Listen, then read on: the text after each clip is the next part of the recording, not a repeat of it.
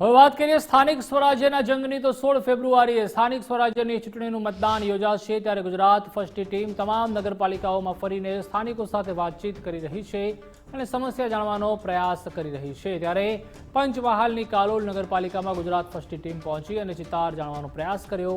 છેલ્લી 3 ટર્મથી કાલોલમાં અપક્ષના સહકાર થકી ભાજપનું શાસન છે। આવો જાણીએ કાલોલની જનતાનો શું છે મિજાજ। કાલોલ નગરપાલિકાની ચૂંટણીની અંદર ભારતીય જનતા પાર્ટીનો બહુ દબદબો રહ્યો છે છેલ્લા 30 વર્ષથી। અત્યારે હાલની અંદર વિકાસના કામોની અંદર તળાવની અંદર બ્યુટિફિકેશનનું કામ ચાલુ રહ્યું છે, સાયન્સ સિટીનું અત્યારે કામ ચાલુ છે, અત્યારે પાણીની સુવિધાનું પાઇપલાઇનનું અત્યારે કામ ચાલુ છે અને ભારતીય જનતા પાર્ટીની બહુમતીથી જીતશે। ત્યારે હાલની અંદર કાલોલ નગરપાલિકાની અંદર વિકાસના કામોમાં સ્મશાનનું ડેવલપમેન્ટ, તળાવ બ્યુટિફિકેશન અને તળાવને જે તકલીફ પડી છે તળાવ વિસ્તારની અંદર એનું ટુવાલનું કામ પૂર જોશમાં ચાલે છે। અત્યારે બીજું કામ એવું છે કે પાણીની પાઇપલાઇનનું કામ પણ ચાલુ છે, રોડ રસ્તાના કામ લેવાઈ ગયા છે અને બીજા ડેવલપમેન્ટની અંદર ગામના બગીચાને ડેવલપમેન્ટ કરવાનું કામ ચાલુ છે। આપે જે જણાવ્યું કે અન્ય પક્ષો પણ કાલોલમાં લડે છે, પણ હાલ કાલોલ નગરપાલિકાના વિષય વસ્તુના આધારે હું એવા કહેવા માંગુ છું કે ભાજપ છે બીજું કશું છે જ નહીં। ભલે અપક્ષો લડતા હોય કે બીજા પક્ષો લડતા હોય, પબ્લિકનો સર્વાનું મતે એક જ મત છે કે કમળ કમળ ને કમળ, બીજું કશું કાલોલમાં છે નહીં।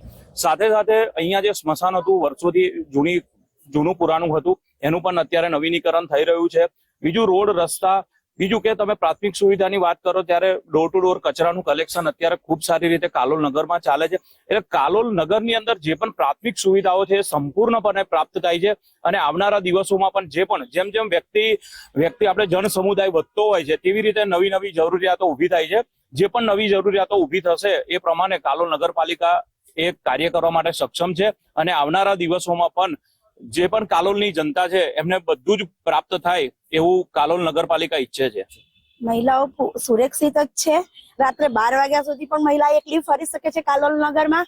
મહિલા સુરક્ષિત, જે મહિલા ઉમેદવાર બેન જીતશે એ પણ પૂરો સપોર્ટ આપશે મહિલાઓને અને અમે સુરક્ષિત જ છે।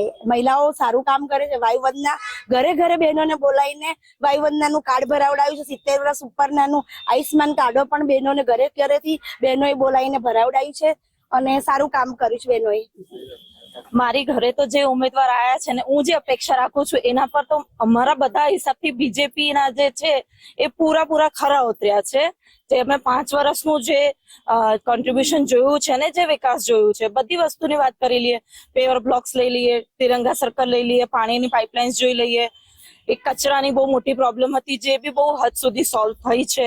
એવા કેટલી બધી વસ્તુ આપણે ગણતરી કરી લઈએ। અને જે તમે સેફટીની વાત કરી, હું તો રાત્રે 2 વાગે બી એકલી નીકળું છું, કોઈ પ્રોબ્લેમ નથી, અને સવારે 5 વાગે મને કોઈ ઇશ્યુ નહીં, હું તો એકલી નીકળું છું, એટલે અહીંયા એટલી સેફટી છે। હા, મારું નામ દેવ્યાનીબેન દીપકકુમાર દેસાઈ છે અને આજે જે ભાજપે કામ કર્યું છે ને એ કહેવા જેવું જ નથી, એટલું બધું સરસ કામ કર્યું છે। અને જયારે મારી બેબીને પથરીનો દુખાવો ઉપડ્યો હતો તો ભાજપવાળાને ફોન કરે તરત જ આવી ગયા અને મારી બેબીને ઉગારી છે આજે, અને એટલું સરસ કામ કરે છે આજે વોર્ડ નંબર 1 ની અંદર કે 1 થી 7 વોર્ડ ની અંદર, અને બધા સારા માણસો છે અને જ્યારે બોલાય તો આવી જાય છે લોકો। બસ અમારા બધા કામ થવા જોઈએ અને અત્યારે બન્યા જ છે કામ, બધા રોડો થયા છે અને કોઈ તકલીફ પડવા દીધી નહીં મેડમે। શું બરાબર, અત્યાર સુધીના બધા કામ રેડી થયેલા છે।